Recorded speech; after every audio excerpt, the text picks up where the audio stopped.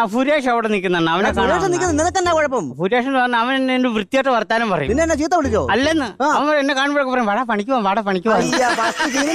നിനക്കെന്താ പണി അറിയാനായിട്ട്? അണ്ണാ എനിക്കാണെങ്കിൽ ടാപ്പിംഗ് അറിയാം, വെൽഡിങ് അറിയാം, പെയിന്റിങ് അറിയാം. പിന്നെ ടാപ്പിങ്ങിന് പോകും. വെളുപ്പിന് എഴുന്നേക്കണം, തണുക്കും. എന്നാ പിന്നെ പെയിന്റിങ്ങിന് പോകും. വെളി കയറുമ്പോ തല ഇറങ്ങും. എന്നാ പിന്നെ താഴെ നടി. താഴെ ഉറക്കം വരും. എന്നാ പിന്നെ വെൽഡിങ്ങിന് പോടാ. അണ്ണാ വെൽഡിങ് എന്ന് പറഞ്ഞാൽ പുക അടിക്കുമ്പോ ശ്വാസകോശത്തിന്റെ പുറ വിട്ട് എനിക്ക് സംഭവം മനസ്സിലായി. ഇവിടെ ആരെങ്കിലും അധ്വാനിക്കുന്ന പൈസയും കൊണ്ട് ഓസിന് പുട്ടടിച്ച് ജീവിക്കണം. അണ്ണാ അങ്ങനത്തെ പണി വല്ലതും ഉണ്ടോ? ആരെങ്കിലും അധ്വാനിച്ചിട്ട് നമുക്ക് പൈസ കിട്ടുന്ന പണി? അങ്ങനെ ലോകത്തൊരൊറ്റ പണിയേ ഉള്ളൂ. പബ്ലിക് ഹൗസിന്റെ ഫ്രണ്ട് മേശയും കസേര ഇട്ടിരുന്നാ മതി. ആരെങ്കിലും വരും, അകത്ത് കയറും, അധ്വാനിക്കും, നിനക്ക് പൈസ തരും. അതെന്റെ ടാറ്റസിന്. അയ്യോ, ടാറ്റസിന് പറ്റാൻ അംബാനി അല്ലയോ ഇത്? എന്നാ നിന്നെ എത്ര പെമ്പിള്ളാരെ ഞാൻ കൊണ്ട് കാണിച്ചതാ. കണ്ടുപിടിച്ചോ, ഇത് കണ്ടുപിടിച്ചോ, ഇത് കണ്ടുപിടിച്ചോ. ഇതിനെയൊക്കെ കണ്ടുപിടിക്കാൻ ഞാനോ?